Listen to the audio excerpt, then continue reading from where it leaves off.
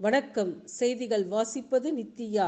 இன்றைய முக்கிய செய்திகள். சென்னையில் மழை நின்றதும் தண்ணீர் முழுவதுமாக வடிந்துவிடும்.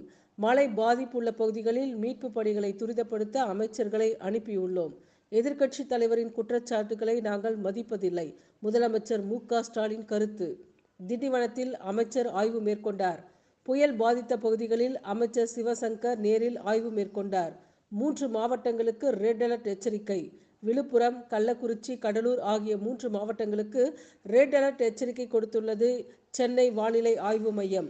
பெஞ்சல் புயல் புதுச்சேரியில் 4 பேர் உயிரிழப்பு.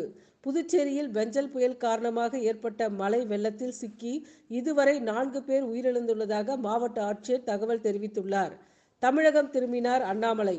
சர்வதேச அரசியல் குறித்து பயில்வதற்காக லண்டன் சென்ற பாஜக மாநில தலைவர் அண்ணாமலை இன்று தமிழகம் திரும்பினார். தமிழகம் வந்தடைந்த அண்ணாமலைக்கு சென்னை விமான நிலையத்தில்